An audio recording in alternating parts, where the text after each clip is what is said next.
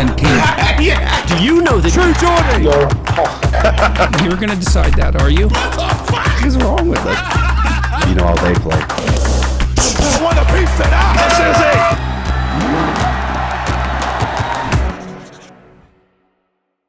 it. Welcome back to the True Geordie podcast. Today's guest is one of my favourite new content creators. Discovered Billy Carson recently after going down a rabbit hole. Billy, thanks for coming on. Thank you, man. I'm glad to be here, and thanks for inviting me. I really appreciate it. It's very rare that I get hooked on someone's content these days. I feel like I'm all contented out.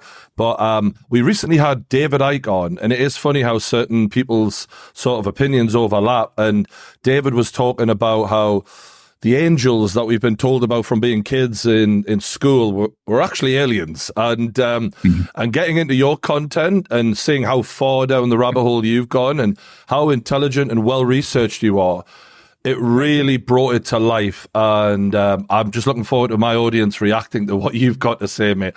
So kind of, if you could start off by giving us a little bit about you and the research you've been doing and where you're at right now. Yeah, definitely. Well, obviously, my name is Billy Carson. I'm the founder of Forbidden Knowledge with the number 4. It's not a gang sign, by the way. And you got to say that these days. Everybody, I got so many messages about are you a Mason? No, it's Forbidden Knowledge. But anyway, I was born in New York, 1971.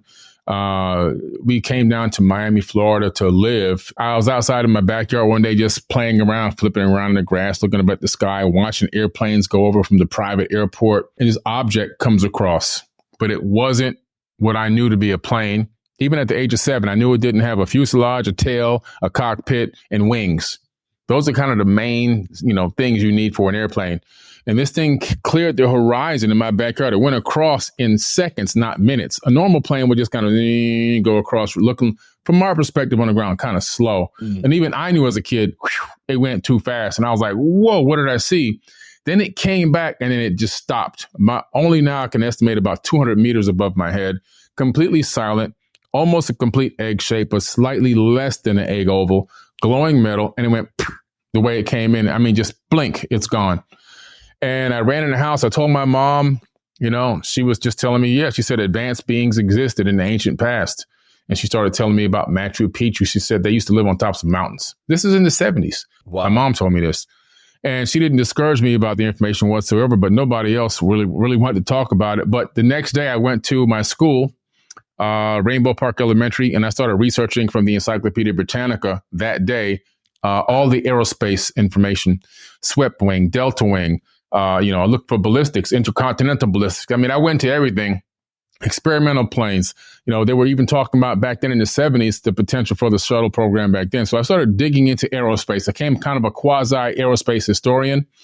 And that rabbit hole of looking into all these declassified types of aircraft just took me down a million rabbit holes over the years, which got me into studying, advanced technologies, of course, black budgeted technologies, which then took me into ancient civilizations because, in my opinion, some type of tech created those ancient sites, which led me down so many more rabbit holes into ancient tablets, inscriptions, papyrus, cylinder scrolls.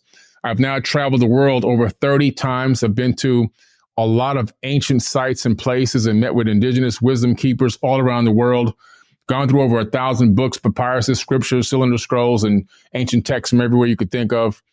Spent countless hours out in the desert, walkabouts in the outback with aboriginals. I've done it all.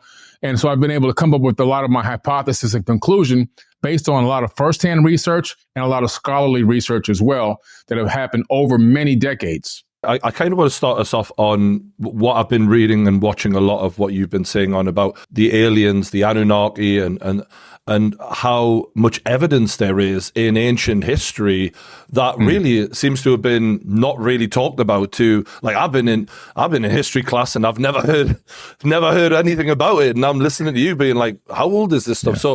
So maybe we can go down that avenue to start off with, and I think this interview can be a very kind of basic compared to how far you go, because I do want to touch on a lot of things that I've heard you talk about in a bit of detail, and then maybe part 2 can come and we can really go into it. But in terms of the information you've come across, the tablets and the scrolls and scriptures, How old is that? Like, do you know how old it is?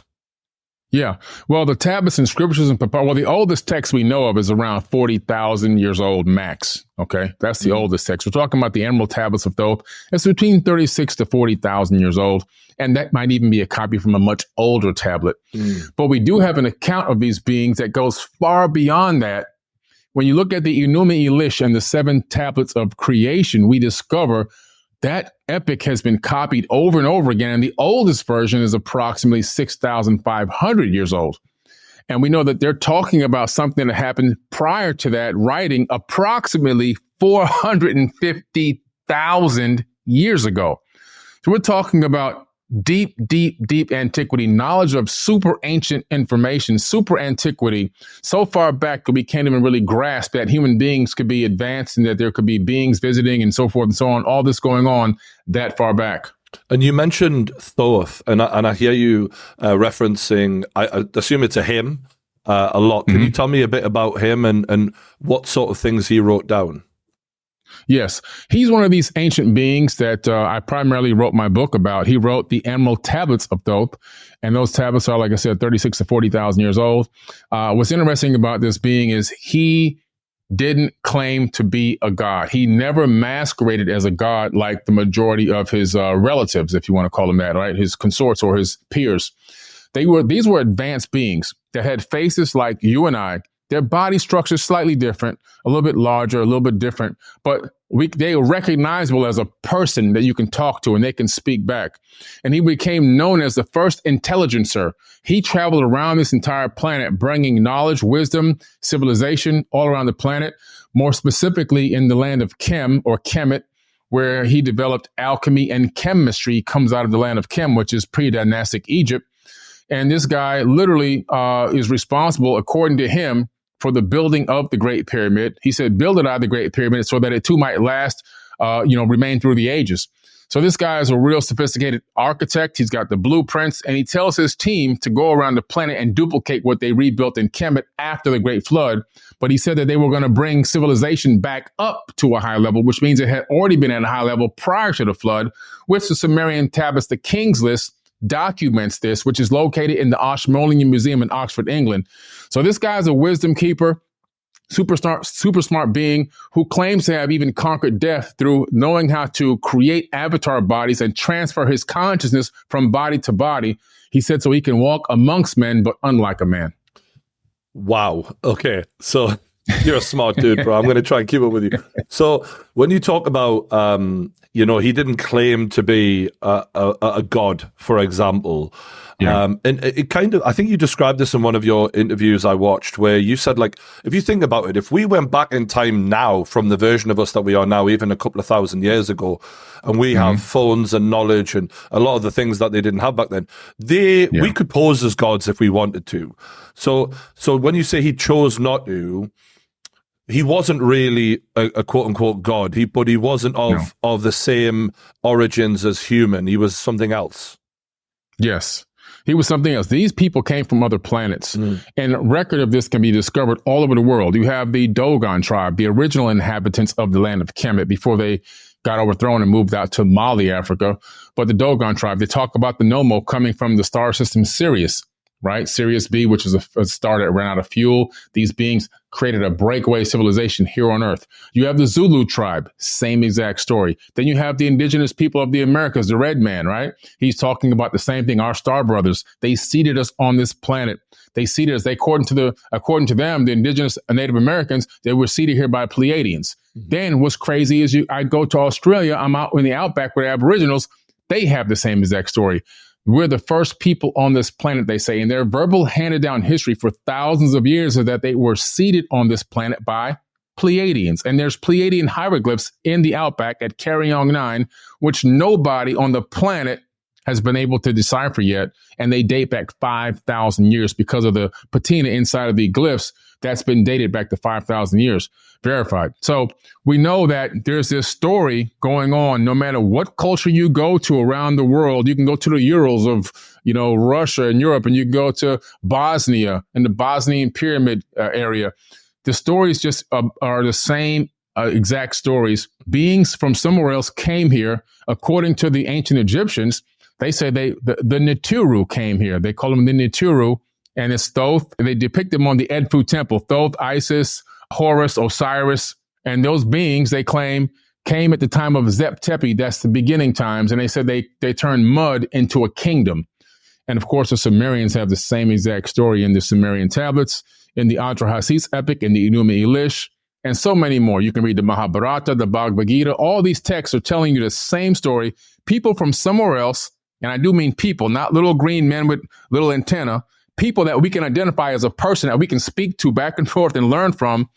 They engaged us in some way, shape, or form, and they came to this planet and created a breakaway civilization. And why? My research tells me that there was a war that happened in the Pleiades, and I'm covering this in my new TV series, Anunnaki History, which is coming out next year. And so this war created a situation where a weapon was used called the Brahmahanda weapon, which had the power to destroy any man on 3 worlds. It was blowing up planets. It was blowing up moons. Imagine if Mars blew up right now. On Earth, we'd be really scared because of debris that can come and create a cataclysmic event. People became space refugees. And this is my personal hypothesis now. Now I'm going to my hypothesis mode, that they left those areas and those regions and went into new sectors to create breakaway civilizations, kind of a fresh start. And Earth was one of them. And I've seen you kind of looking at satellite images from other planets where you look at, in detail, unusual structures, for example. But have you, I mean, I've heard from David Icke him saying the word Nibiru as a possible planet they came from. Do you have an idea of where these people came from?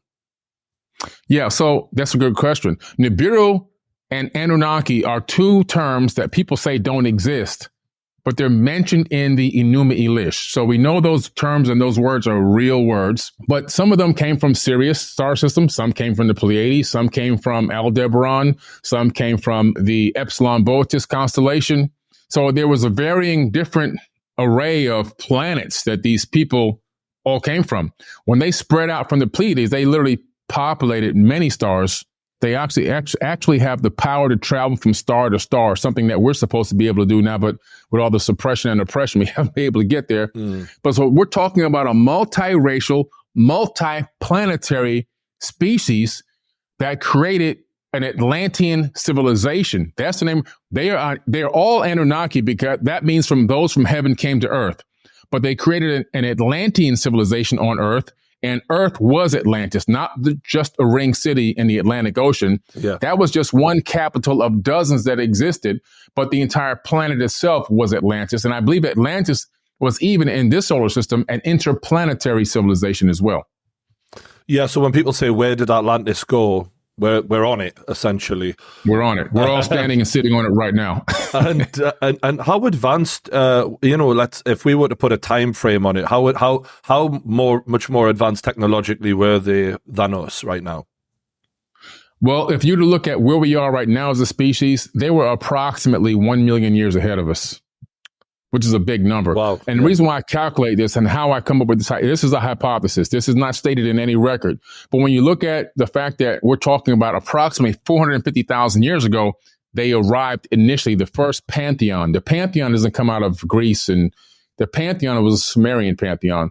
And that first pantheon arrived, you're talking about 450,000. Now, they worked and labored themselves for 250,000 years without interacting or engaging the existing hominid on the planet, which was actually our cousins before we were Homo sapiens sapien.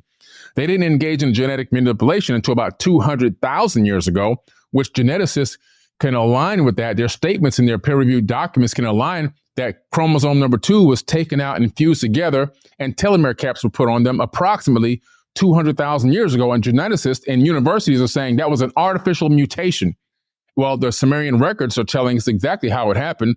These people did it to us to create Homo sapiens sapien and make us into the workers so they can stop working. It was a big war that was going to happen. There was a coup that was going to happen in the Atrahasis. And they said, no, we'll get these beings to do the work for us. And that's when the genetic manipulation happened. But so 450,000 years, they've already traveled from star to star to star. That means they had been super advanced for a very, very long time. The technology that they had back then, at 200,000, 450,000 years ago, We aren't even close to cracking that code. We still have no clue. We only have 10,000 hypotheses about how the pyramid was built. We still flying around in, in planes that are using fossil fuel. We got cars on fossil fuel. We're trying to go to hydrogen now because EVs are no good. But we're not even close. We're not even in the vicinity. They had mastered the ability to combine spirituality with technology. So they took spiritual essence, which is the power of conscious thought, and they were able to now mix that with technology, giving them an unbelievable array of different types of quote unquote powers that to us were godlike. And so we're not even close to that level. So just to break it down into layman's terms for people who've been, we've all heard Darwin's theory of evolution at school, for example. How would you say the real story goes as opposed to that? Yeah, as opposed to Darwin, which Darwin actually admitted himself that he didn't fully believe in his own theory before he died. So it's a fact, but they never say that little extra part at the end in college, right? But what we're talking about here is an advanced race of beings that came to this planet at the time where mankind, of a different version of us, still looked the same, probably bigger bones, bigger jaws. We found much bigger skulls around this entire planet. So we know that we look different, probably much smarter spiritually and consciously. But nonetheless, we were here. And then at some point, this war was going to happen in South Africa at a place called Adam's Calendar.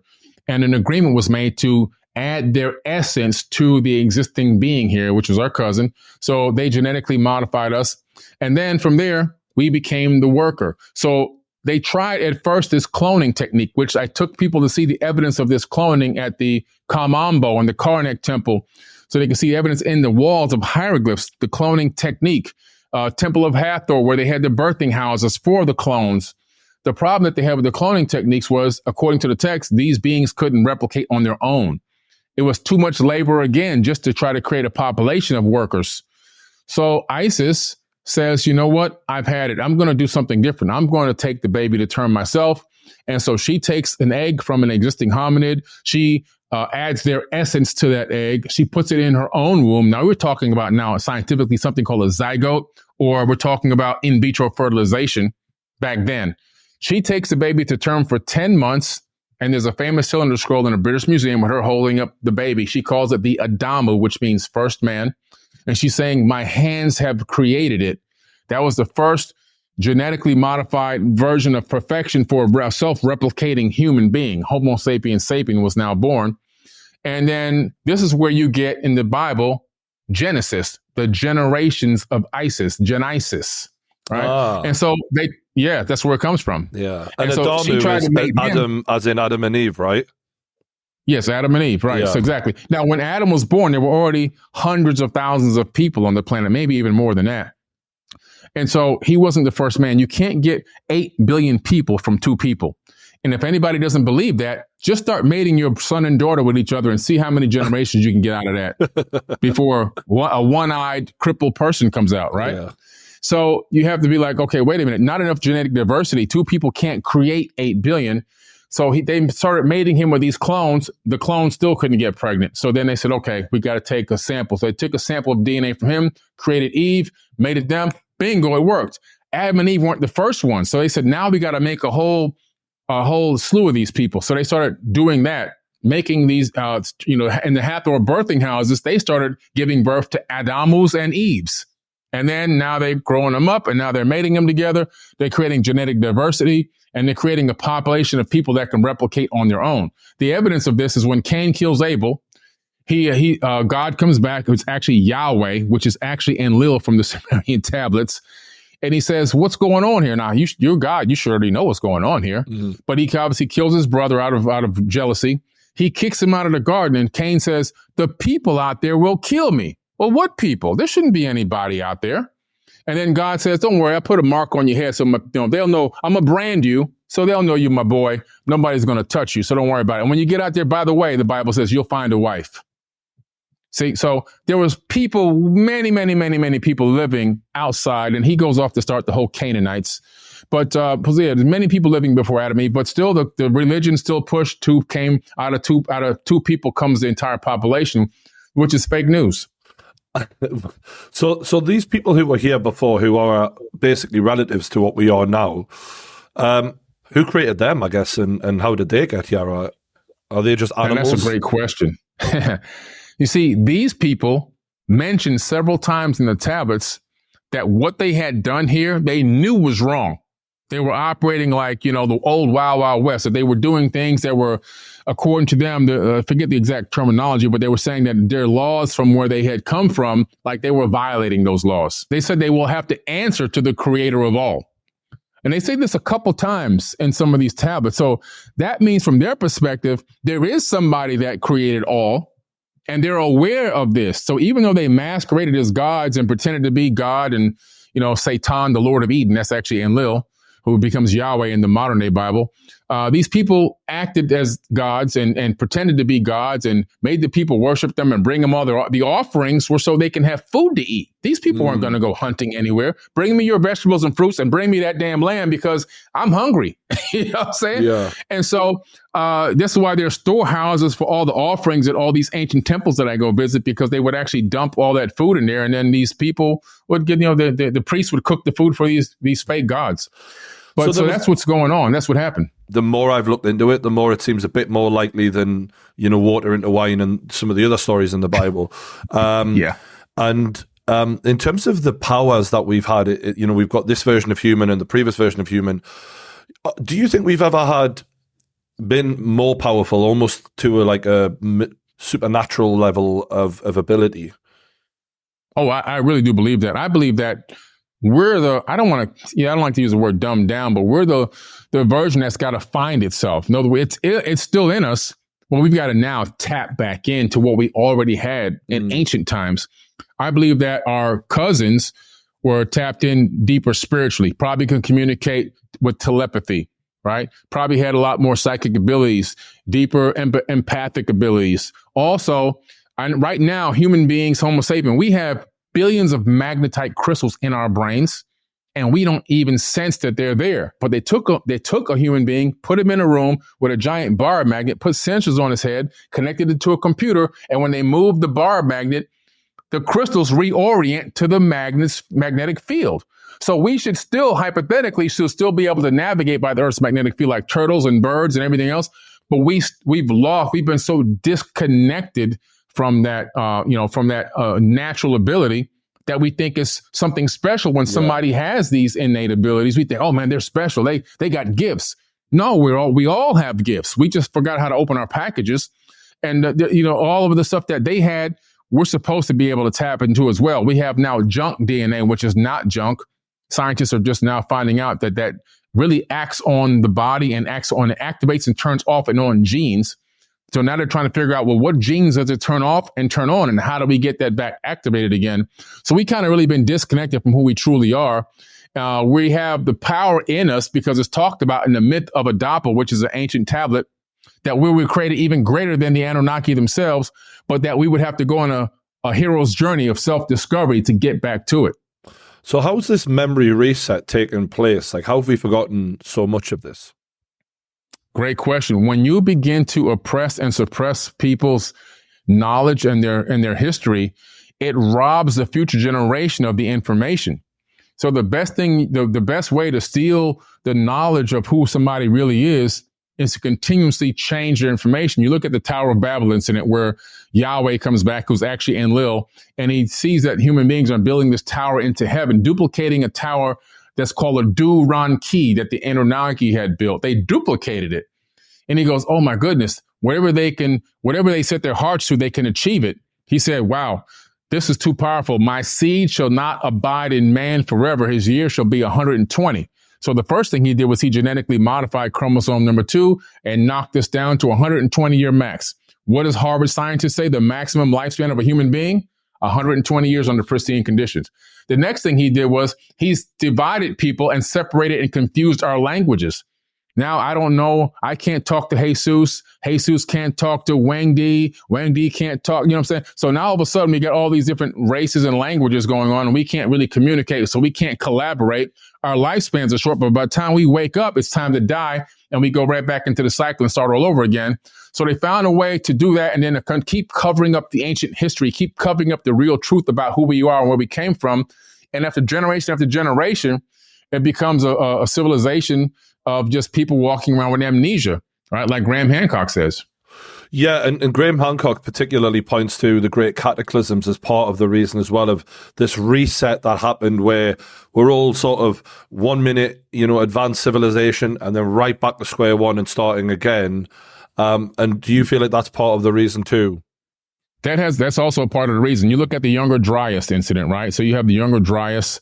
You're talking about right around the Ice Age. So now we're going back 12, 13,000 years. All of a sudden, this gigantic asteroid crashes in to the Earth right above Syria, and all this ice melt happens, and all this ice turns into water. Now you've got a regional globalized flood, not a global flood, but a regional flood in a part of the globe, coming all the way down, even out through Egypt, where the Sphinx is. And the evidence of this Younger Dryas is in the Sphinx enclosure, where you can clearly see the water damage. You can see how much water has passed through on the walls of the enclosure, and you can almost tell how many years it's taken for that erosion to happen. You're talking about right around the same time as the Younger Dryas incident. And so we're talking about a situation where we have physical evidence that this water flowed down from this Younger Dryas and flooded out the entire region there where the Great Sphinx is located at Giza. And it's clear evidence that the Sphinx is not 4,000 or 5,000 years old. Because if it was, how did this water damage happen to a man-made built enclosure that predates the Ice Age? So we're talking about this Sphinx is much older, and again, more evidence that the history books are not accurate. Yeah, that sort of brings us on to the pyramids, which I've always been fascinated by and always found very difficult to understand how they were built by the people. Even in school, when I was 8 years old, I was like, this doesn't, okay. But you said there's water damage there. So do you know roughly what we can date the water damage to? Yeah, roughly around 12 to 13,000 years. And that's coming from a professor geologist, Dr. Robert Schoch. We're talking about, a person who's still teaching in college right now, a real geologist that went to the university for that particular field, that's looking at this and saying, no, this evidence is pointing to here, and has taken samples and everything. And because of his dating of the age of this and being very vocal about it, he's pretty much banned from going back to Egypt. And when it comes to the pyramids, Graham Hancock did a great job of explaining how unexplainable from his point of view it is that such massive heavy stones would be up so high. And he famously said, if that was a ramp, you need a fucking big ramp, and it'd still be there to this day. So, and I know that you've set up tours for the pyramids and you've got such an interest in that. So what is your opinion of who built them, how they were built, and all of that? Mm-hmm. Wow, the pyramid, first of all, when you stand next to the Great Pyramid, time slows down because it's a time dilation bubble. They knew all of this stuff. The Great Pyramid itself is a gigantic multifunctional stone computer and power generator. It's got multiple functions. And so when you begin to analyze it as a technological device, not as a monument, all of a sudden, all these question marks start popping up. And when you begin to start looking for answers to those question marks and start studying engineering books, you start to see that we're looking at a real machine. And it's so ingenious how they built this. There's a couple ways that it could happen. First of all, it never was a mud ramp. Mud ramps is a complete farce because you would need more mass than the pyramid in mud. Yeah, that's not going to happen. Yeah, right. You're not going to and when you stand next to these megalithic blocks, you're going to realize you can't put them on top of tree logs. You got to go get the tree logs from Turkey and bring them all the way down to Egypt. And then you got to get these stones and put them on top and roll them in the sand. Come on, more ridiculous. The more asinine it begins to sound. But when you start to look at some of the writings and you hear that Thoth talks about a couple of different things. First, there was a quarry that they used to harvest some of these stones. And you can see that, and you can witness it. You can go there and see that. They obviously had some type of gravity control system which alters the atomic structure or the orientation, of the atoms in the stone to get it to be extremely light, not weightless, but much lighter. That's number one. Number two, Thoth talks about combining photons or light. He says light with frequency, cymatic frequencies. Now that sounds like, magic. But 2 years ago, in a university in Europe, two scientists got together, and for the first time, they used photons and vibrations to create solid matter.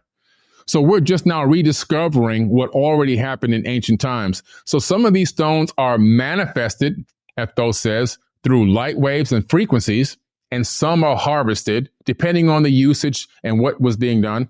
Another thing that's interesting is if you look at the construction of the Great Pyramid, you begin to realize that it's also an astronomical timepiece. And what it does is it breaks down the distance from the Earth to the moon, the distance from the Earth to the sun, the circumference of the sun, the circumference of the Earth. It's also a scaled down model of Earth itself. If you scale it up 43,200 times, it fits inside the Earth perfectly and touches all corners. And it also, by calculating the stones, it can give you the days in a year, the tropical year, the sidereal year. It can give you the speed of our sun around the Milky Way galaxy and even the speed of our galaxy around the local clusters. And when you analyze Giza from above, you realize that it's a star chart of the inner solar system planets. Okay, so you're talking about Mercury, Venus, Earth, and Mars with the sun in the middle. And then also you begin to realize, man, wait a minute, what's going on here? This thing really is giving you the average height of every peak on Earth, the average height. To do that today, we would need a satellite orbiting in a polar orbit. As the Earth spins on its axis, we would be scanning and taking topographical data, stitching it together, sending it into a computer. That computer will now count all the peaks and then divide them to get the average height. Now, that means they had some type of satellite technology, and then they incorporated all of that into the Great Pyramid. So we're talking about a super advanced race of space-faring people, not people that were slaves and all this other, chicken bones and copper chisels, all this crazy elephants with tree log rollers and mud. That's all a farce. Yeah, and it's funny because I know people who've actually just been in the pyramid and inside just for a tour and said, it feels like you're in a machine. It doesn't feel like you're in an object that was designed to have tour guides take you through. Like they literally had to force stairs there, and it's not comfortable, and it isn't made for that. It clearly is, So what do you make of the fact that like the Egyptians themselves, who kind of moved in, so to speak, have then kind of etched their signature on someone else's work, and apparently they've redone the faces on the Sphinx and stuff. Like, do you think that they are taking credit for what came before? No doubt about it. The dynastic Egyptians inherited what was already there. The Mayan culture inherited what was already there. The Aztecs, who came later than the Mayans, inherited what was already there and left behind by the Mayans, who found what was left behind by the Teotihuacans, which means the city of Tahuti, which means the city of Thoth in Mesoamerica. So all these cultures inherited existing ancient megalithic structures and advanced cities that were left behind after this thing called the Second Pyramid War, where they released weapons that they called weapons of mass destruction, WMDs, that were hidden in the mountain that were forbidden to be used based on what had happened on their home planet in their ancient times. Somebody smuggled them to this planet when they evacuated and hid them in the mountain, and eventually a future generation offspring of that person decided to use them in a war. And they created something called the evil wind, which swept across the land and killed the black-faced people, it says. That's the exact term it says. The black-faced people died. The animals died. People's hair and nails were falling out. Eyes were bleeding. You're talking about radiation poisoning. You're talking about radiation sickness. So we're talking about evidence of an ancient war that happened. So it all comes together. It all begins to make a lot of sense when you start looking at all these little facts and piecing all the puzzle together. You see what really happened in the ancient past. I think the hardest thing for just regular people like myself to wrap my head around is we automatically think we are here now, therefore we must be the most advanced thing that's ever existed. And just to sort of forget that is the healthiest way to sort of digest this information. And I've seen you talking about some of those structures around the pyramids, and that looked like launch pads. Yeah, and that was quite a fascinating thing as well. And so just so I'm clear, you think that the Anunnaki specifically are responsible for the pyramids? Yeah, I think that the Anunnaki specifically, who are actually the Atlantean culture, are responsible for the pyramids. In the Emerald Tablet, Thoth comes to the land of Kemet. He lands his ship. He descends from the sky down near an ancient temple that's coming up out of the mud. So it's not a ship that's sailing on the ocean, clearly. I mean, it's very clear. Then his crew that he took with him come there to help him rebuild the land of Kem. They said they stayed there for a time and time again. So they stayed there for a very long time to rebuild. Once they got it rebuilt, he tells his crew that he brought with him to spread out around the planet and duplicate what we did here. So all of a sudden, pyramids and civilization pop up out of nowhere worldwide. Have you seen the pyramid? The pyramid they haven't uncovered it because it's covered in earth, but there's a gigantic pyramid I see in a video on recently where you can see it from a satellite. Do you know which one I'm on about? It's the one I'm going to go see actually in December. Right. Yeah. It looks gigantic, and that clearly those right angles, they don't look like they were created by nature. It looks like a pyramid hidden underneath the earth, right? Oh, yeah, for sure. And they just found over 200 pyramids buried in the sands of Giza with ground-penetrating radar from a satellite. Wow. So they're everywhere. And if you go to Mexico heard that City, they were in Antarctica or something like that, right? Oh, Antarctica, they're everywhere. And the Antarctic pyramid is the super megalithic. It makes the Great Pyramid look like it's tiny, right? It's a super massive pyramid. Supposedly, there's some type of exotic energy coming out of that. You go into the Atlantic Ocean, the center of the Bermuda Triangle, there's a pyramid down there, still emitting some type of exotic energy from the apex. That's what is the cause for all of these disappearances and anomalies and time anomalies and everything else. If you take a line and you're able to go down to the center of that apex and draw a line straight through the center of the Bermuda Triangle and come out on the other side of the earth, you come out at the Devil's Triangle, right at the Yonaguni Pyramid in Japan, the Dragon's Triangle, where there's also been disappearances and all kind of apparitions and so forth. So we're talking about an interconnected grid of pyramids that also duplicated or also had a job as portals or wormholes or something that connected different places on Earth. People would go from one place to another almost instantaneously, kind of like teleportation. All this stuff was happening in the ancient past, in my personal opinion. Yeah, when you showed me the bird's eye view from above the Egyptian pyramids and how the solar system fits perfectly onto that was where I was like, yeah, you didn't do that by accident. Like, no. It is mind blowing stuff here. And I want to move on to the Bible a little bit because there was, I grew up hearing little Bible stories at school, innocently, just, yeah, okay, that sounds cool. But when you started telling me, like, yeah, some of this has really been copied from, like, word for word almost, from thousands of years ago, from other scriptures and stuff that you've been reading. So, so Adam and Eve, you kind of covered that. Adam and Eve were the first of many of this new version of us. So that is kind of true. Yeah. Absolutely. So yeah, they're the new version. They're the ones that were okay. Now they can mate on their own. So if you start reading these texts, you find out that the Garden of Eden was like a giant laboratory, but there was like a mating house, like how you have horses in stalls and you mate them at certain times of the day. We were being treated like animals, like literally. They would have men on one side and women on the other side. And then there were specific mating times. And you got in trouble if you didn't mate at the right time. And if you tried to mate out of your turn, you also got in trouble. And what's interesting is there's guards at the gate in the Bible. There's guards at the gate in the book of Adam, which is an apocrypha text left out of the Bible. There's guards at the gate in the Sumerian tablets. What in the hell do we need guards for with weapons? They all have weapons. Why would they have weapons? What are they doing there? Why does God need guards with weapons when he can just think things into existence? You see, when you start analyzing this for what it really is, you begin to realize, wait a minute, something else is going on. Why do they call Yahweh Satan, the Lord of Eden, Edin, in the ancient text? Because he really is Satan. That's why.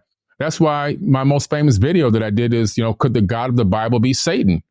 I break it all the way down, so we're talking about two people that were just the first two of the most genetically modified for the purpose of mating, creating, and building a slave race on this planet. That means everyone on this planet was a slave. And now, a word from our sponsors. I want to thank our sponsor, Ground News, the best place to do your research for anything, even UFOs, apparently. Now, this website is super easy to use, and they give you different viewpoints on all of the news. So when you search a topic, they take news stories from all over the internet and put them into one nice and easy to use list. They give you key info on who the publishers are, what their political biases are, and how factual their reporting practices are, which is really important. So when I searched UFOs, they've given me over 300 articles here, and they actually have this really great feature called the media bias breakdown of this topic in general, and you can see it's very evenly split, left 33, center 35, the right 32%, which is fine for UFOs, but let's say you're searching news on Donald Trump, that media bias breakdown is going to really help you understand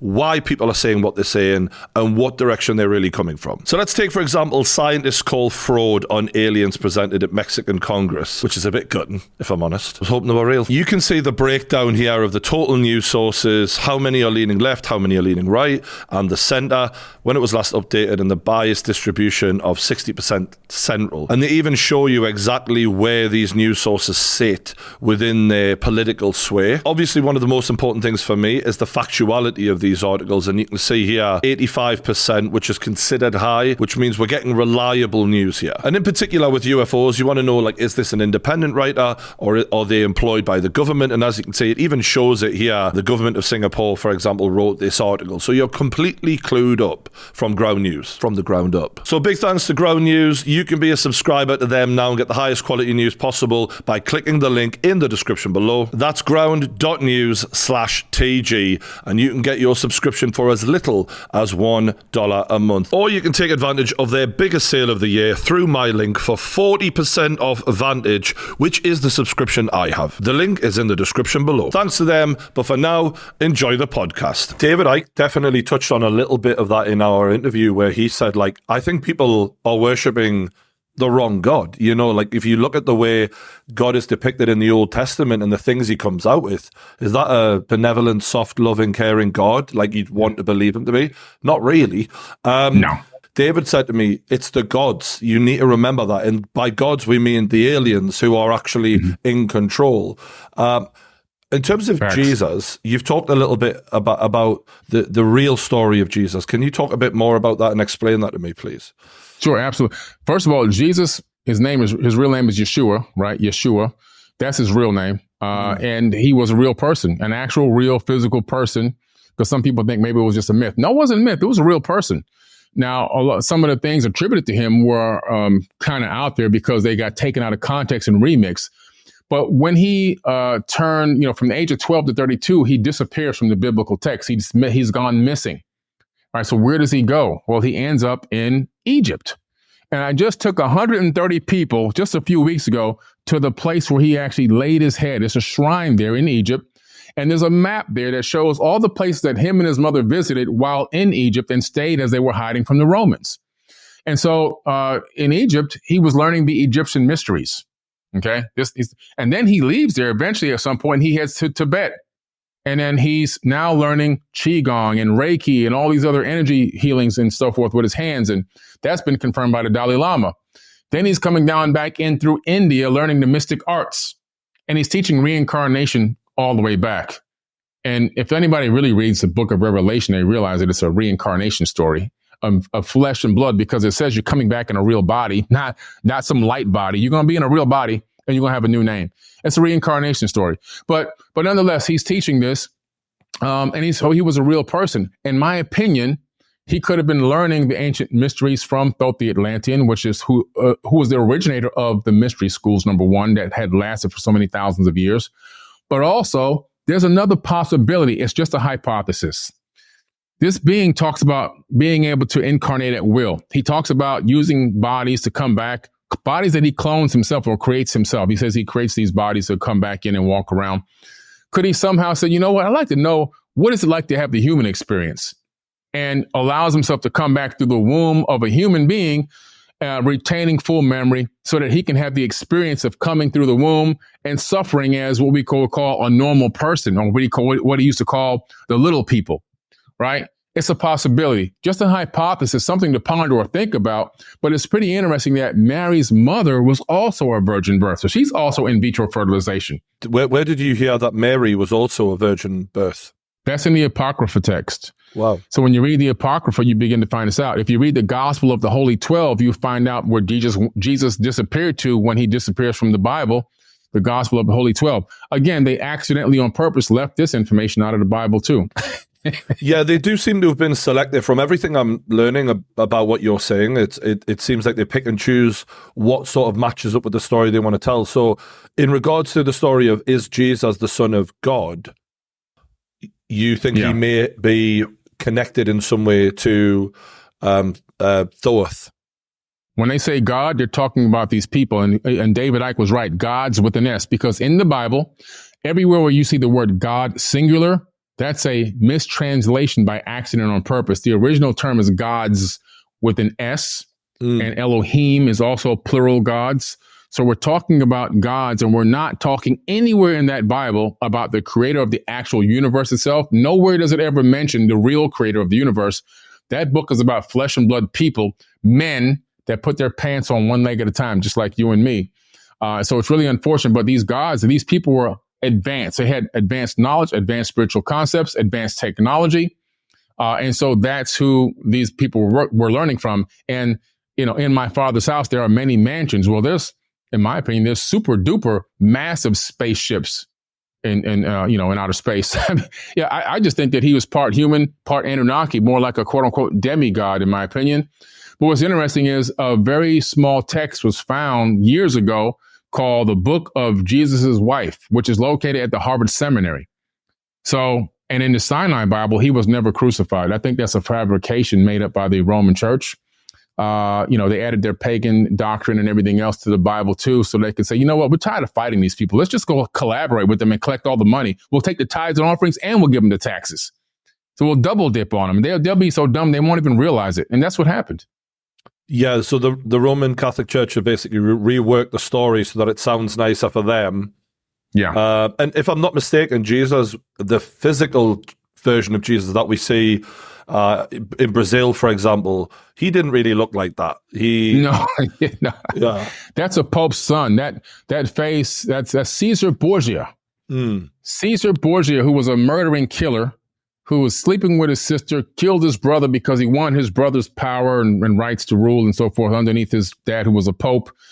And he ordered all the paintings to be, to have his face to be depicted as him. And it just caught on, and it continued on for obviously till this current day. But yeah, I mean, the real Yeshua was a Middle Eastern or African man, not the depiction that we see. So even in that, people are praying to a false image. The Bible says don't pray to false gods, yet they're praying to a man, a real man, and also they're praying to his image, which is not even a right image. So that's even a false image. And then they're calling on his name, which is not even his name. The J is a recent letter. The J was in like the 1500s, I believe, or something, 1540 or whatever it was. Don't quote me exactly, but J wasn't there. They're screaming out Isus, which means Hail Zeus. This is why calling on that name has no real power. You're not even calling on the person who's supposed to be the Son of God. And what he says in the Bible is, we're all worshiping a guy who murdered someone, essentially. They're murdering a guy who murdered somebody. Yeah, and they're calling on Zeus at the same time. So their prayers are all mixed up. They have no power. If you look at the state of the world today, and you calculate 85% of the world is Christian, 85%, and all those prayers are going up night in, night out, day in, day out, trillions of prayers a day, because people are praying multiple times a day, times by billions. All of a sudden, you begin to realize these prayers ain't being answered. We should be living in the golden age right now. Yeah. How come the golden age isn't happening? And when you say because these prayers aren't working. And when you say we're saying instead of Jesus means Jesus, Zeus being one of the Anunnaki, I'm assuming. One of the Anunnaki. Yeah. And praying to the Anunnaki. About, like those those Greek gods and all of that. This kind of what we're referring to as well in that sense. Yes, the Greek gods are the old Anunnaki, the newer version of the Anunnaki pantheon, so to speak. So you just convert their names over from Sumerian, and they all took them over and converted them into Greek names. Like Mercury is actually Thoth, for example, right? Poseidon is Enki. So you start to see this correlation between they're still talking about the pantheon of Greece is still talking about the Anunnaki, and people are still praying to these Anunnaki gods till this very day. Matter of fact, every time you say amen, you're saying thank you to Amun-Ra, who is also known as Marduk. That's in the Jewish Torah. That's in the Bible. You can look up the name. Just do a search on that name, Marduk. Oh, wow. Then you find out that's Marduk is actually Amun-Ra from ancient Egypt. And he ordered that every person give thanks under his name, when they pray or anything that they get. So it's really a moon, but it became amen much later, obviously over iterations of verbages and people speaking. But you're giving thanks to a brutal, killing, murdering ruler every time you say amen. This is why people have no idea, because when you're praying, you're trying to cast a spell. That's really what it is. You want to alter your reality to your benefit by saying these words to a deity on the outside of you, and you're hoping that something magical happens and turns things around. That's casting a spell. But you can't even cast a spell right because you're calling on deities that don't have any power. It is quite amazing when you think we've all been saying, like, I remember being a little kid at school saying, oh, man, like, you pray, when they tell you to, and I never thought, why am I saying the words, oh, man? Like ever. And you've mentioned Satan or Satan a few times now. What can you tell me about him? Well, he's an evil dude. His name is actually Enlil from the ancient Sumerian tablets. If you read the Epic of Gilgamesh or the book of Deuteronomy in the Bible, you're going to go, oh my goodness, this is who I've been praying to. This guy would say in the Epic of Gilgamesh, the humans are making too much clamor. They're just too loud. Go kill them off. So he would send his military out to go kill like hundreds or even thousands of humans to get it more quiet outside. Just a little too much noise. Or he would say, the people over here, he had this thing called an all-seeing eye that can let him see population densities on the planet, okay? On a crystal tablet, he calls it. He says, people over here, they're just unruly. He would send his people to go spray their crops and dry them out. So now we're talking about chemtrails in Sumerian tablets, so they can starve to death. Just starve them to death. They'll shut up now, right? And then he would even spread plagues. He would have them go spread plagues to kill. So we're talking about a brutal, evil dude. And so he didn't like what happened when his brother Enki, Thoth is Enki's son, when Enki went into the Garden of Eden and started talking to these people and telling them how powerful they are, and that that they're not animals, that they deserve the right to walk around with respect and dignity just like us because we're the same. That was the apple that they ate. The apple was knowledge. Apple represents knowledge. And so when he came back, Enlil, he realizes what's happened, that his brother interacted with them. So he made a decree that his brother is the devil. Don't worship him. Don't talk to him. This guy is evil, to keep him from getting in everyone's ear and waking them up. So, but the true Satan, the true devil is Yahweh, which is Enlil. So the guy in the Bible who says, don't listen to the snake, he's the real problem. Right. The snake is wisdom. In all ancient texts, the snake always represents wisdom. But you see how they twisted it? Snakes, you're a snake. You're crawling on your belly. You're this deceiver. No, snakes in ancient Egypt, in the dynastic era, in Mayan, everywhere else you go, snake is representing wisdom. And this is also kind of, I assume, how God seems to twist personality throughout the Bible, is they're picking and choosing from different gods, and that's why there's no consistency there. And that's why they're battling. They're fighting. They got so much ego. They started fighting each other over resources and humans.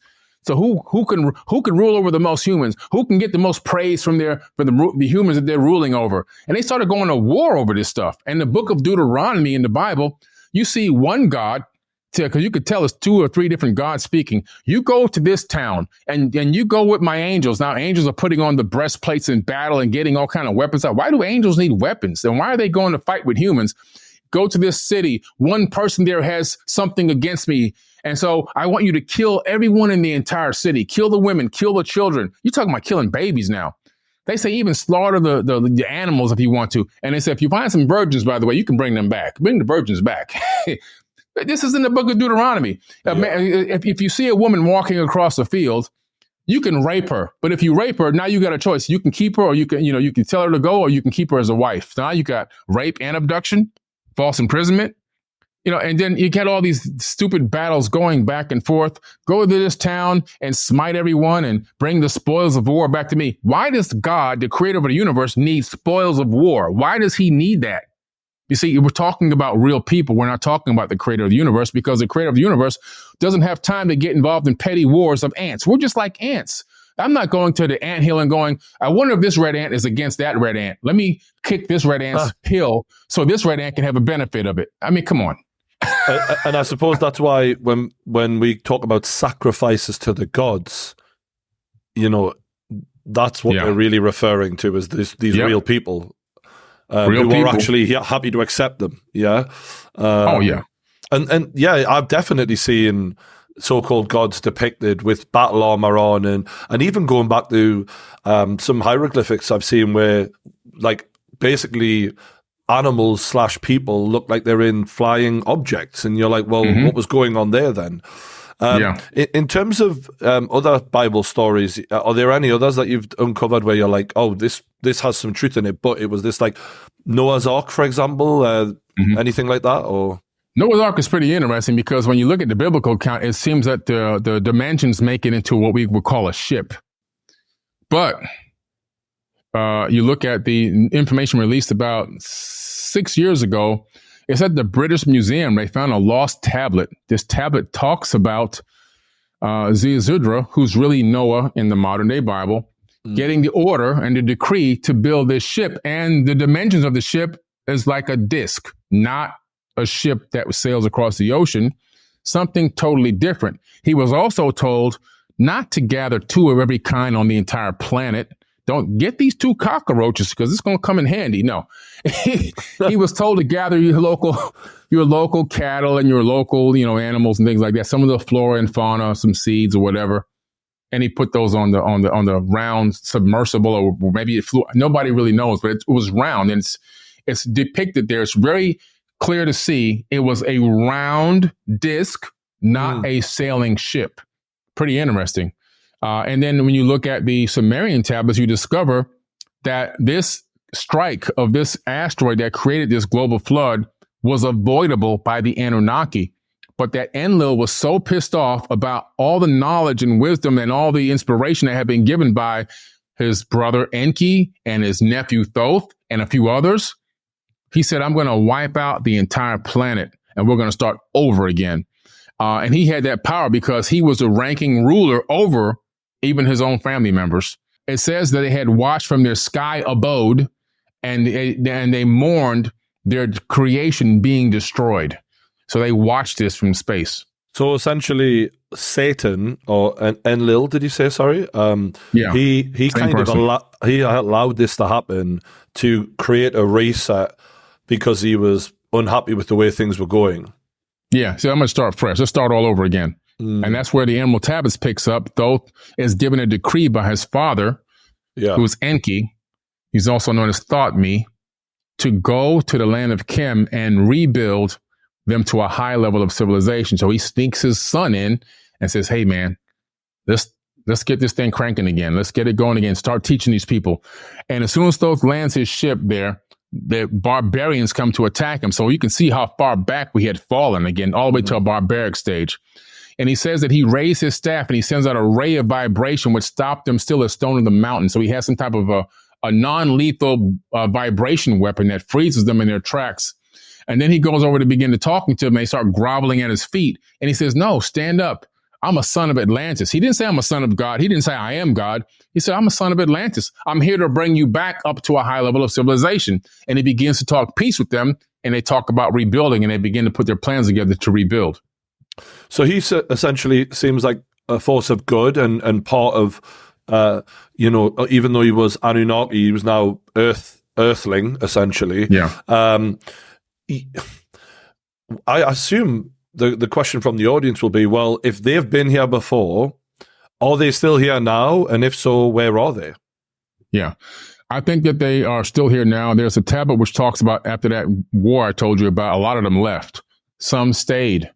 And I believe that their offspring are still walking the planet till this very day. I also still believe there are some very, very powerful ones operating behind the veil that are controlling the governments of this world, a very small faction that are still pulling the strings and controlling every war, every outcome, and trying to, keep their grasp on the planet that's evolving and changing in not only in massive civilization, but also in technology, and that they're going to soon lose that grip as the age of Aquarius is upon us, and these beings only ruled by star charts. It's very interesting that you bring up star signs, because I was actually going to bring that up at some point, because they are wholeheartedly opposed by religion, it seems, and viewed as devil worship style stuff. Yeah. What is your opinion of their significance to us?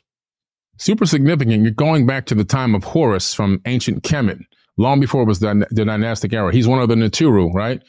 And so Horus, which is where you get the word horoscope, it comes from Horus from ancient Egypt.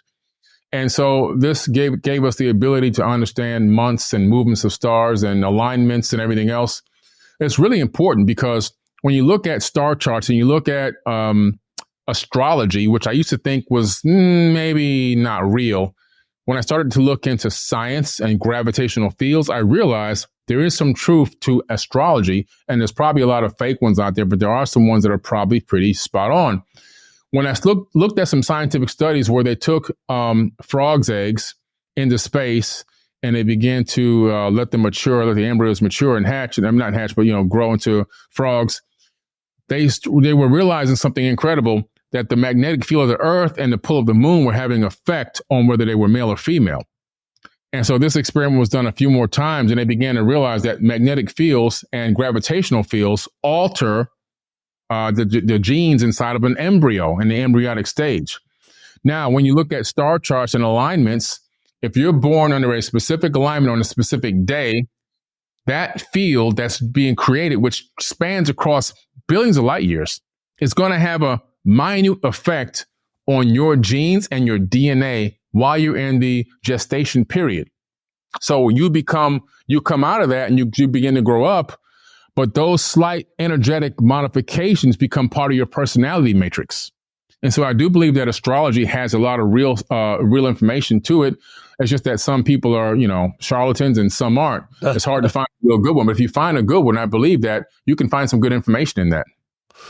And in terms of what you just said about there still being remnants of the Anunnaki behind the cloak of government and etc., David Icke is definitely on board with that. And it was really interesting to hear the way he put them across of, they're very aware of a lot of this information, and they're shrouded in secrecy, but they are still very powerful.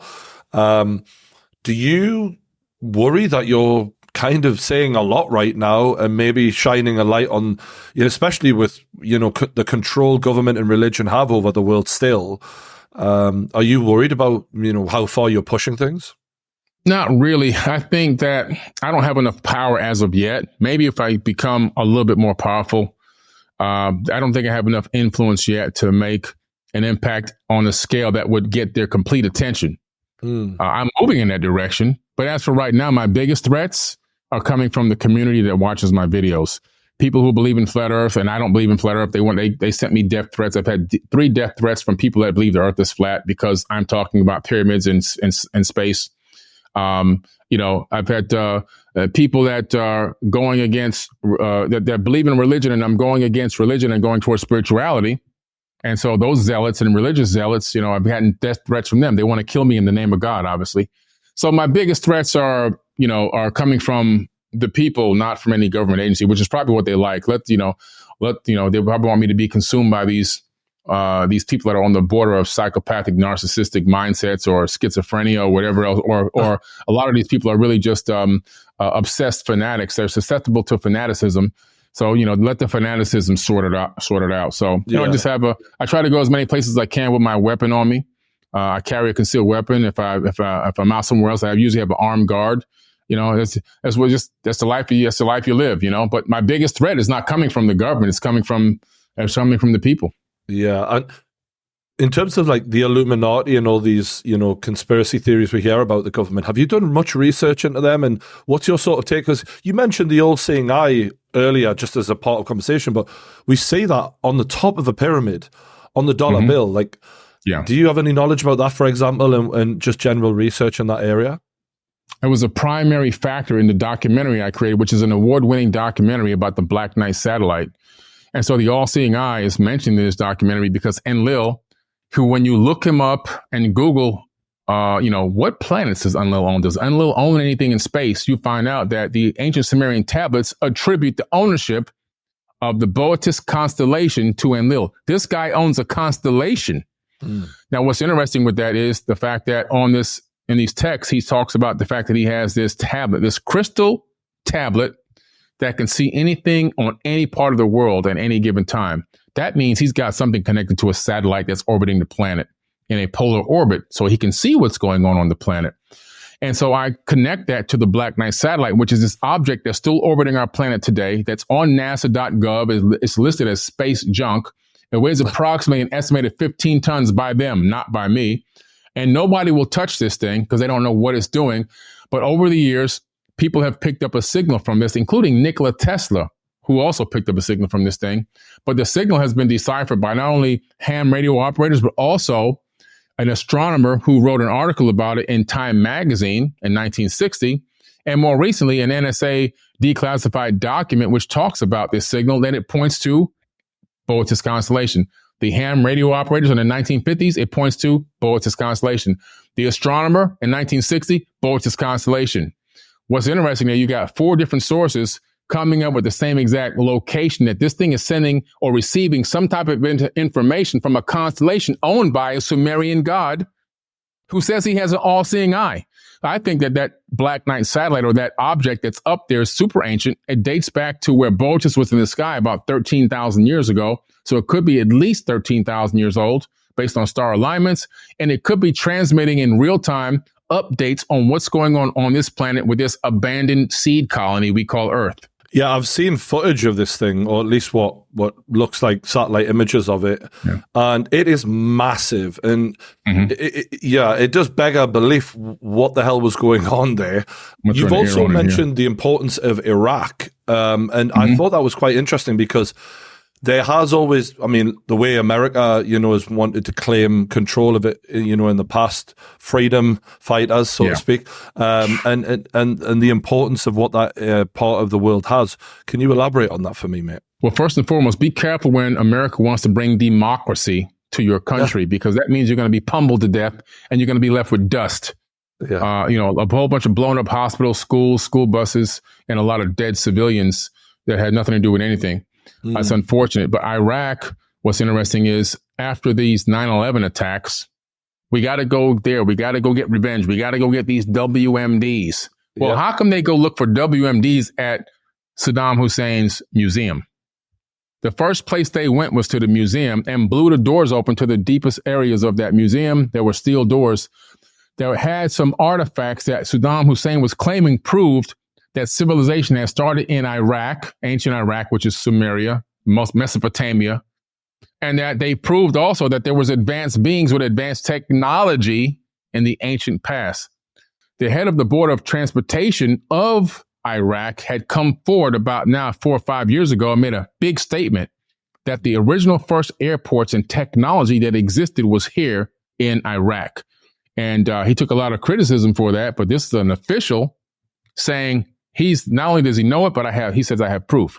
So what does America do? They go there, boom, blow the doors off. They go and they scour the basement of that museum and take artifacts. And I have a friend that was actually on that team who went there and sent me photos. They took artifacts. What are you doing to get revenge against America when you're stealing artifacts from museums? Something in there that they didn't want anybody to know about, or they wanted to figure out how they can work it themselves. The second thing was they went to the ziggurat of Ur next. First 2 stops. We're going to go to a pyramid. We're going to blow it open, go inside. And they took this object out of that pyramid that looks like the disc from the Stargate movie. Okay. Just like it. Matter of fact, I believe the Stargate movie now was created on after this thing they discovered. I have photos on one of my Facebook groups. I think it's my Anunnaki history group from years ago that my friend took standing there on the steps of the ziggurat with the whole entire military. They had just, this thing had just come out and they put it on the back of a double wide Humvee and put a tarp over it. It went off into the sunset. He never seen it again. But again, was that the WMD? Maybe something that can access or open a portal or a Stargate? We don't know. But the real purpose for that whole thing was three things: to get that information about advanced civilizations from the museum. The second thing was to go get this object that looks like a Stargate. And the third thing was to be able to pummel the entire country and steal all of its resources, form Halliburton Corporation, which made $34 billion off of the cleanup, which they built like 4 or 5 houses and a couple of gas stations for hundreds of millions of dollars and kept the rest of the money. Do you believe that we've been to the moon then, or other planets, as in this version of human? Do you believe we went? Mm-hmm. Oh, yeah, absolutely. You see, the moon was a reconnaissance mission. They realized during a couple of low lunar orbiting missions that there was stuff up there that shouldn't be there. And they wanted to get their hands on it and figure out what the hell it was. The real race to the moon between Russia and America was to get their hands on ancient technology. This is what the general population has no clue about. There are so many anomalies up there. There's so much stuff laying around on the surface. We got to go get this stuff. This can be the next technological revolution if we get it first and we can turn it into a weapon. Everything is about weaponizing. The big race and the push was to get this first. And so when they got there, they began to bag up some of this stuff and bring it back. But now we can't show you what's really there, because now you're going to be asking questions. Well, what's that doing there? What are these things looking like wires? Why does it look like a torn down structure? See, China sent a moon rover and they made a mistake. They sent back live footage. The rover got stuck in debris that looks like a junkyard from Earth. And they can't get it out. It's still stuck there till this very day. The images were too late. They were transmitted already. No way to erase the images. No way to photo crop them or rock crop them or delete the stuff that's in there, because it was transmitted in real time. So we know for a fact that it's there. Also, the Clementine mission from the military, they sent the low lunar orbiting satellite with advanced camera technology, which transmitted back gigs of data. And this data is mind-blowing. When it got to what we call the dark side, which is really the far side of the moon, it crashed and it never came back. I knew it wasn't coming back when I saw the name Clementine, because that's an old Western song. Oh, my darling Clementine, you were lost and gone forever. They knew it was never going to come back. They want to intentionally crash this thing into a structure to maybe get more data out of it. But the images that anyone can download are mind-boggling images, which look like structures, vehicles, and what looks like remnants of technology scattered all over the place. So, we went to the moon, in my personal opinion, but they lied about it. They created some fake images, some fake video clips, keep it looking like a barren, sandy landscape, when in true reality, it's all about gathering up and taking, doing I guess maybe some CSI work to figure out who the hell was up there, where'd they come from, and what kind of technology is this, and how can we incorporate it into our arsenal? That's pretty much what it was. Yeah, sort of like keep the public thinking there's nothing to say up there. It was just a touchdown and then we'll come back home. And in terms of like we're seeing modern technology advancing at a rapid rate as opposed to the last couple of thousand years. Like all of a sudden things have sped up. And I wondered if you thought that maybe crash landings of UFOs or anything, alien technology has anything to do with that. Oh, for sure. First of all, what they grabbed on the moon, number one, that tech they grabbed from the moon and brought back accelerated us. The crash landings in 1947 super accelerated us. What the Nazis discovered in Antarctica with these other race of beings that were there, this Aryan race. See, the Aryan race isn't blonde hair, blue-eyed people.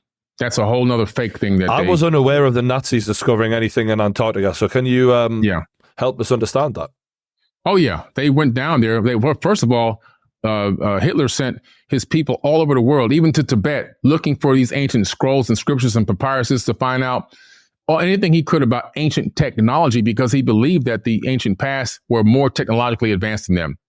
They finally were they were pointed in the direction of Antarctica, and they go there and they discover that there's people there in this particular opening, about a 30 meter wide opening. And they go down there and they begin to collaborate with these people. These people claim to, according to accounts, that we're going to give you some power back. We're going to teach you how to make these weapons and take control of the planet And we'll then, when we come back out to rule the planet, we're going to allow you guys to have power. That's what it was all about. Nothing about blonde hair, blue eyed, and all this other kind of stuff. I think it was something totally different and totally twisted by the general public. It was all about this race that he had discovered there and giving them back their kingship over this planet. And then he would have power underneath them. They helped him create these Hanabu craft, these flying craft that he had, some flying as early as the 1930s. The UFO shaped craft that had gun turrets on them, part nuclear, part magnetic, part ferrofluid vortex engine powered anti-gravity craft. And so Admiral Byrd discovered this when he went down. There were some Navy vessels and they were attacked. And not only were they attacked, some people died and he got sent back with his tail between his legs. And he said, there's a new enemy that can go from pole to pole. So this was an actual broadcast, an actual interview he was on. So they were down there. They got this advanced tech. Now, why I'm saying that had an influence on us now is because when we won World War II, we literally took over 2,000, not 10, 15, 20, 2,000 Nazis out of Germany and brought them to America under Project Paperclip. And we put them in the CIA. We put them in the space program. We put them in the military. We put them in intelligence areas. We did all this stuff to them, and we made them a part of the United States. We actually became the Fourth Reich in a weird kind of way. Yeah, they made up NASA essentially, from what I've heard. Right, NASA. So we're talking about, man, these guys brought all that tech that they had been discovering, who they themselves said they had help from people above. That was the exact response they gave, how they were getting this technology. So we're operating right now militarily off of technology based on help from aliens that came to the Germans, and then we abducted those Germans and brought them here, and it came to us. That's how we became the most powerful nation in the world technologically, as far as war goes. So that's how it happened. It came from there. You mentioned Antarctica, and I think that there's a lot of theories out there of why Antarctica is shut off. Do you believe that it's more to do with, I don't know, Anunnaki around that area? Or I can tell you there's a lot of research going on. We have a new series on my TV network on Forbidden Knowledge TV. It's called The Secrets of Antarctica by Brad Olson. Now, Brad, who's a very good friend of mine and a very popular researcher and best-selling author, he went down there. And he was granted access to an area where the research bases are actually located. And some of this footage is in my TV show that I produced. What's interesting is you'll find that there's bases there from all over the world researching something that's in an opening off in the distance. What are they researching and who are they talking to? Just like who was Hitler talking to? I think they're talking and researching the same civilization. And now that the ice is melting, they're discovering technology there. And I think that's what it's really all about. You also have another research base there called the Rockefeller Foundation, the only one that's not a country. The Rockefeller Foundation is there as well. And you can see this just by going to Google Earth and zooming in right there. You'll find all the bases, and the names of the bases are clearly labeled. So it's not a secret, but it's a no war zone. You can't fight there. You can't, but it is guarded with weapons, but you can't, those nations that are there, they can't fight each other. They're collaborating. But what's interesting is Buzz Aldrin went down there a few years back, and he made a tweet, which became a cryptic tweet. He said, these people are evil. We're facing the ultimate evil, or something to that effect. And then about maybe 7-8 hours later, he deleted it. But by then, everybody had already screenshotted it and everything else. And they said, we had to fly him out of here because he was getting sick. But something he saw, something he heard, he didn't like it. He didn't like it at all. So it's pretty interesting what's going on down there. But we talk a lot about a lot of this in that TV series on my TV network, The Secrets of Antarctica by Brad Olson. So you mentioned Rockefeller. David Icke certainly has mentioned them plenty. Do you think that they have knowledge of these Anunnaki and they are maybe a part of it? Yeah. Oh, yeah. One of them actually made a statement years ago. I forget which Rockefeller it was, but he said, it wasn't a Rockefeller, it was his partners. The Rothschild actually made the statement, but they collab together. I mean, they both own the central bank. Yeah. Right. But they said that, we have the right to rule over mankind. They really believe that they're supposed to rule over us. And this is coming from their genetic lineage, that they feel that they're directly connected to these Anunnaki gods, who are connected to these, the gods that are on the Sumerian kings list that rule for hundreds of thousands of years. The Sumerian kings list is talking about gods that rule for 14,400 years, 28,000 years, and so forth and so on. You got all this list of all these people that ruled. And then after the Great Flood, kingship was handed down to mankind, that there'd be one liaison that was half human, half Anunnaki, that they would be the go-through person to the people. And so through that bloodline and lineage, here comes many others, including the Rothschilds and the Rockefellers. Mm-hmm. When you look at the ancient text, where Amun-Ra was trying to escape this last war, he makes a very crazy statement. He says, I'm leaving the kingship and the finances to my Ra-Kam, K-A-M, which is an ancient word that translates now into the word shield. So 5,000 years ago, he left the kingship and the finances and control over to the Ra shield, which now is the Rothschilds. So this is ancient stuff, man. It's all connected. Yeah. And David specifically, when I interviewed him, he mentioned that there's the possibility of they can, the elite level of these Anunnaki can be interdimensional. Do you subscribe to that theory? That's interesting. Now, if you consider that there are a lot of different types of beings that exist in the universe, in my opinion, and anyone that's not from Earth is an Anunnaki. Because like if you and I travel to Mars, right? And they go, hey man, where you guys from? Who are you? Oh, we're Earthlings. We're not going to say, I'm Billy Carson from Fort Lauderdale, Florida, right? So we're going to say we're Earthlings. So, it's a generalized term. Now, because of that, I believe that there are multiple dimensions that exist in the universe. I even believe in the parallel universe and also the multiverse. I also believe that if I'm an advanced being that understands I'm living in a multidimensional reality, and I have the technology to access or find out the atomic phase structure or the atomic phase frequency of a specific dimension, if I can phase shift my atoms to that, I can probably walk right in or maybe even get a peer in or look in. So I believe that there could be multidimensional beings that have the ability to transshift from dimension to dimension. Or maybe a higher dimensional being that has the capability to walk into our dimension. Maybe even some of the paranormal activity we've heard about for over so many years, going back even thousands of years, could be multidimensional beings interacting with the third dimension, appearing like apparitions or paranormal activity. But it's really an advanced race of people kind of have a peek in to see what's going on here. So I believe that, a lot of these possibilities just exist, and our lack of understanding of who we even are in the universe and how new we are to this place puts us in a position where the ego kind of takes over and presupposes that we're the end all be all when we're actually the new kids on the block. That really has hit me a lot since starting to listen to your content. I think that the main thing that came to my head is, damn, we are babies and we really think we're grown-ups, but we're really not. And specifically, there was one account that you talked about, which I'd never heard about before, surprisingly, because I do love to learn about this sort of stuff. But there was a mixed race couple that were abducted. And you said that they sort of spoke about something that hadn't happened yet, but that was then later proved to be true. Can you talk about that, please? Yeah, Betty and Barney. Betty and Barney, they were, I forget the last name now, Betty and Barney, they were actually abducted. This is in, I think, the 1950s or the 1960s. A real famous account, a mixed race couple. They were taken up on a craft. They were just driving home, and this craft appeared in front of the car, and it abducted them. They lost time and everything. Under hypnosis, they began to recount what actually happened, and Betty began to talk about how they, started cutting open her dress, which the dress is actually like, it's in a museum.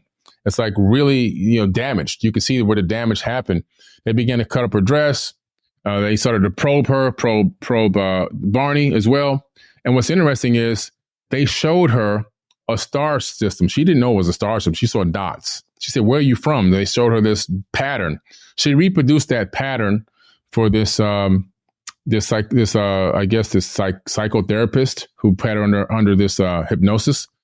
And when that was given to people to research, it ended up in the hands of an astronomer and a scientist. They realized it was a Zeta Reticulus constellation. And that's not the only account of these beings coming from Zeta Reticulus, which is pretty interesting, but that these beings obviously maybe had come from that constellation. So we have an account in modern times where people are abducted and they recount what these beings did to them and where they said they came from. And at the time, from what I understand, that constellation hadn't even been sort of discovered yet. Right. It wasn't discovered yet. We didn't discover it until later. So as it sat around for a little, for some time, and then somebody had an epiphany moment and realized, oh man, this is linking to this. And they finally merged it together and realized, wow, it's the Zeta Reticulus. So for me, it adds a lot of credibility to the story. If we weren't created by aliens, but were tweaked to become this by aliens, then in your opinion, what is God? First of all, I believe God is on the outside of these dimensions, on the outside of this universe. I don't believe that God is in the universe per se as a physical form being. I don't believe that God is either a man nor a woman either. I don't believe that there's a gender on this God. I think that calling God a man is probably the craziest thing I've ever heard, because we know that life comes out of a womb. But the fact I think it's outside, it's an entity, or maybe even possibly entities, plural, on the outside of this universe, outside of all of these dimensions, and that in here, in some way, shape, or form, this God has imbued the universe with this divine energy that streams and vibrates every single string, which creates string theory and creates every single atom and everything, that we have this illusory of reality in this third dimension. And I truly believe that this entire universe, and maybe even the multiverse, is a gigantic matrix. We're talking about a holographic matrix of light, and we're living in a created universe based on real science. We know it's a creation. The method of the creation now has also been proven that we're living in a light matrix. It's a fractal holographic matrix. This is scientifically peer-reviewed, now real science. And I don't believe that we're living in base reality. I believe that there's many levels to reality as well. And this could be just one universe of Googles of universes that exist that are created by different entities.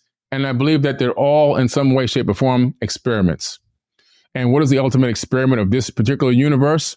Well, because we know it's a fractal, we have to go from the large to the small and analyze what we can see on the smaller scale that represents the universe. That would be our brain. Our brain is encased in darkness. It doesn't know what's really going on out here, but it has sensory perception, smell, touch, hearing, taste, and so forth. Senses. It says to the sensory friends, hey, go out there and grab me some data so I can analyze it and figure out what's going on. So the friends go out and do everything, get this data. Now, the friends themselves, they don't know what they're collecting. They can't break the data down. They can't analyze it. All they can do is collect information and send it back to the brain. The brain takes that data and then sorts it all out and projects a hologram, and we navigate through this matrix based on a holographic projection from data collected by our sensory perception. So you take that to the bigger scale now. When we were micro, now let's go macro. The universe as a whole is a mind, right? The universe itself is a mind. And then we, human beings and cats and dogs and grass and trees and everything else, we're just a sensory perception for this mind. And it's telling us to go out and collect information. So we go out and we collect data. Just by living our natural, normal, everyday life, we're collecting data. And because consciousness is not created in the brain, it's downloaded and uploaded from the mind. We're streaming down information, but we're also sending back data as well. It's a two-way upload, download, and that we're collecting data 24/7 and streaming it back to the source so that the creator, the universe itself, can understand what it's like to live in the third dimension as Billy Carson, as True Geordie, as whoever. And so it's a way of subjectively living lives through trillions and Googles of entities throughout the entire universe to collect data. Now, why collect the data? What is the purpose?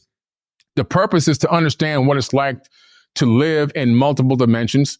And also, I think the purpose is to find out how long can a system take to correct itself? Because we know that light always outpowers darkness over time. There is a yin and a yang, but there's a cycle when light overpowers it. Then there's a cycle when darkness invades it again. And there's a cycle when light overpowers it again. I believe that the true full experiment is to see how long will it take for these multiple species throughout the entire universe to figure out how to bring heaven to earth, how to become the light and sustain the light and evade or put off the darkness. I think that's the ultimate experiment. That was fantastically put. Unbelievable, mate. That one take wonder over here. Wow, well done, mate. And I've seen you. You've also detailed the the idea that we are uploading and downloading, and that's even scientific as well. Yeah.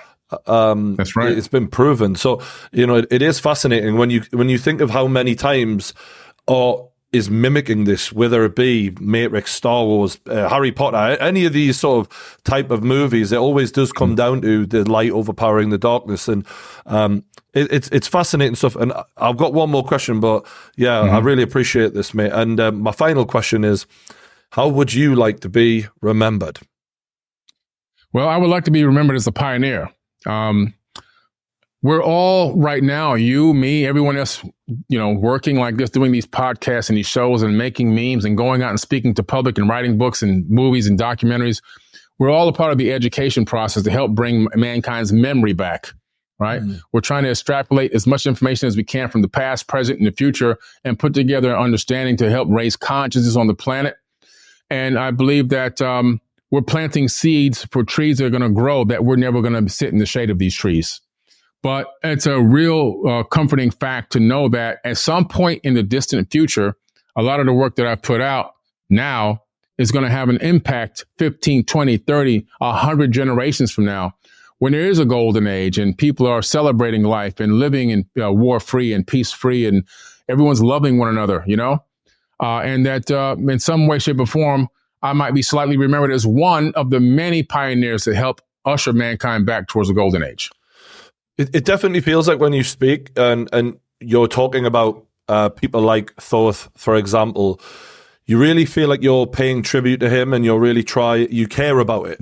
And there's an emotional connection there to this person of, you know what, I know you've been forgotten about, but I'm actually trying to pay this forward and put people onto it. And it really does come across, mate. So well done. Thank you. I appreciate it. So that was Billy Carson, Forbidden Knowledge. Do check him out. I'll put the links in the description below. If you want to go, there's way more to find out. This is literally the tip of the iceberg, the tip of the pyramid. So do check him out. Big thank you to Billy. Thanks for coming on, mate. Appreciate it.